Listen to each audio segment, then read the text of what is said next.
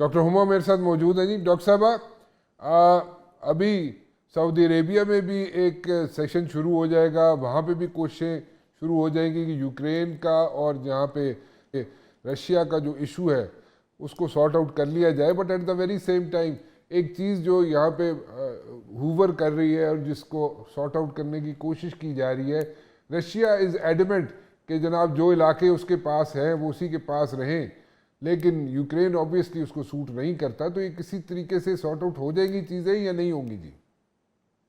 देखिए 2024 तक जब तक ट्रम्प एडमिनिस्ट्रेशन नहीं आई थी ना, तो बिल्कुल क्लैरिटी थी।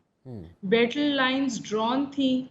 $50 बिलियन तक की सपोर्ट यूएस पोर इन कर चुका था इस कॉन्फ्लिक्ट में, और यूरोप भी सपोर्ट पोर इन कर रहा था।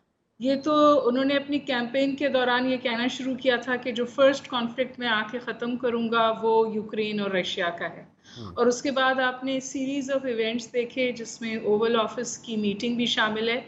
लेकिन ये बात सोचने की ज़रूरत है कि जो यूरोपियन पॉलिटिक्स है ना, उसमें वर्ल्ड वॉर 2 के बाद इतना बड़ा और ब्लडी कॉन्फ्लिक्ट हुआ है, और ये समझना कि ये ओवरनाइट ख़त्म होगा बहुत मुश्किल है। लेकिन जिस पूरी सिचुएशन में जो वाइल्ड कार्ड है ना, वो शायद प्रेसिडेंट ट्रम्प की सपोर्ट फॉर प्यूटिन है।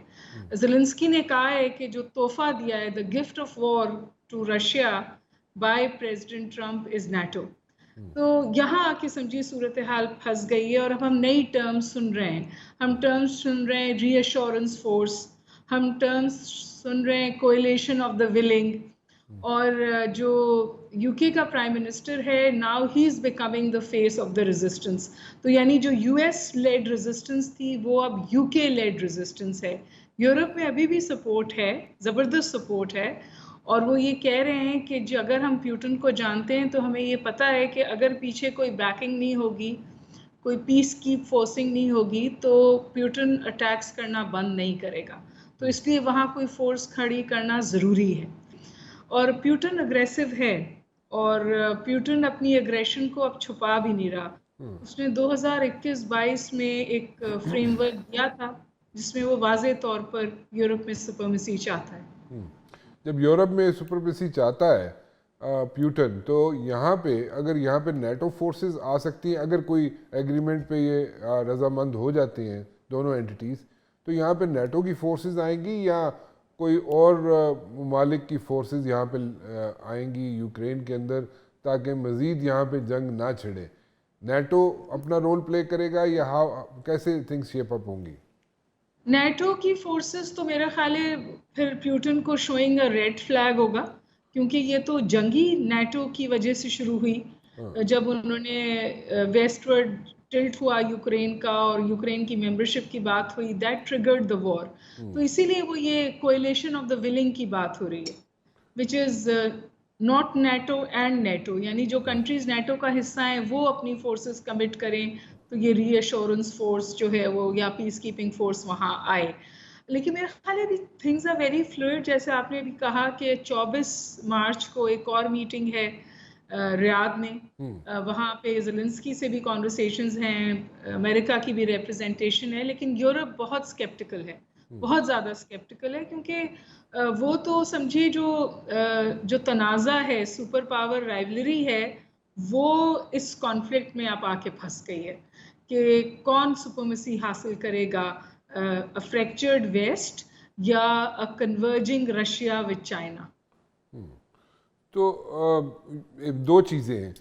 यूरोप जी। जो है वो कितना सपोर्ट कर सकेगा when it comes to like finances, कितना सपोर्ट कर सकेगा? ठीक है, एश्योरेंसेस हैं और वो यूरोपियन कंट्रीज़ कह रही हैं कि we'll support Ukraine, but at the very same time क्या उस फिगर को मैच कर सकेंगे यूरोपियंस, जो कि पोलैंड में पार्क हो के सारा असला दुनिया से इकट्ठा करके ये अमेरिका हेल्प आउट कर रहा था यूक्रेन को, उस फिगर, उन फिगर्स को मैच आउट करने की पोजीशन में है यूरोप ऑल टुगेदर?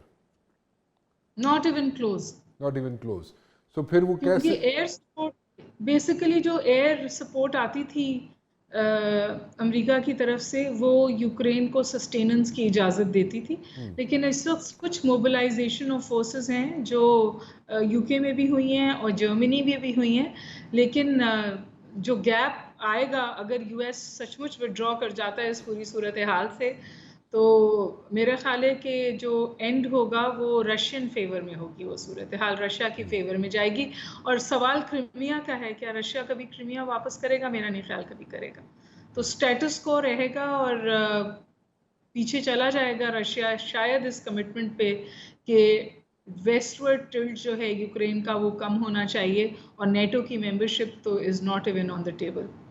तो ये अब अगर नेटो फोर्सेस वहाँ पे नहीं आ सकती, सो उसके चांसेस भी बहुत कम है कि नेटो फोर्सेस आके वहाँ पे मेंटेन करें पीस को। अगर कोई एग्रीमेंट ये रीच आउट करते हैं दोनों पार्टीज, वो मुश्किल है।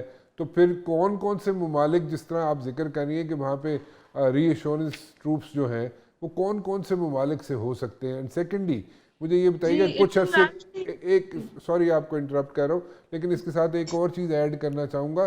कुछ दिनों के लिए जो असिस्टेंस थी वो सस्पेंड हुई थी यूक्रेन को अमेरिका की तरफ से, तो वो अगर परमानेंटली उसको ख़त्म करने के चांसेस कितने ज़्यादा है? अमेरिका उसको परमानेंटली ख़त्म कर सकता है, करेगा या नहीं जी? इस वक्त ट्रम्प का जो बिहेवियर है ना, वो इट्स अ वाइल्ड कार्ड। और ट्रम्प जो है वो एक कंट्रोल्ड केओस अनलीश करते हैं और फिर बैक ट्रैक भी करते हैं। तो मेरा ख्याल है कि वो हाई एंड ड्राई तो बिल्कुल नहीं छोड़ेंगे, लेकिन वो ज़ेलेंस्की पे इतना प्रेशर ज़रूर डालेंगे कि वो इस बात को माने कि बस इसका स्टेटस को पे करके सिचुएशन को ख़त्म किया जाए। मेरा ख्याल है कि ज़ेलेंस्की भी यही चाहेगा। कुछ कॉन्फिडेंस बिल्डिंग मेजर्स हुए हैं, प्रिजनर्स एक्सचेंज हुए हैं, और ट्रम्प ने कोई मूवमेंट तो की है ना इस कॉन्फ्लिक्ट पे, वरना तो एक जंग थी जिसमें अमेरिका भी पैसे पोर कर रहा था, यूरोप भी पैसे पोर कर रहा था, रशिया को नॉर्थ कोरिया सपोर्ट कर रहा था, रशिया चाइना नेक्सस बन रहा था। तो ये तो बैटल लाइंस हार्डन होती चली जा रही थी। तो कम से कम अब एक कॉन्फ्लिक्ट रेजोल्यूशन या किसी नहज पे तो सिचुएशन आके रुक रही है ना, जहाँ ये बात हो रही है कि कॉन्फ्लिक्ट को ख़त्म किया जाए। अभी भी इनके प्रिजनर्स एक्सचेंज हुए हैं। रशिया जो इसमें थोड़ा सा ज़्यादा अग्रेशन प्ले कर रहा है, क्योंकि उसने अभी भी अटैक करना नहीं छोड़ा है। उसने एनर्जी इंस्टॉलेशंस पे तो अटैक करना छोड़ा, पर वो दीगर जगहों पर अटैक कर रहा है। हालांकि गो के एक ऑफिशियल सीज फायर है, लेकिन ये जो अग्रेशन है, ये रशियन अग्रेशन जो है, इसको सपोर्ट मिलती है इजरायली अग्रेशन से और यूनाइटेड नेशंस के बिल्कुल नाकारा हो जाने से। तो ये जो ग्लोबल ऑर्डर जो है वो अप एंड हो रहा है, वो तमाम जो एग्रेसर्स हैं उनको स्ट्रेंथन करता है। तो चाहे वो प्यूटन हो, चाहे वो रशियन, चाहे वो इजरायली प्राइम मिनिस्टर हो, चाहे वो फॉर दैट मैटर वो मोदी हो,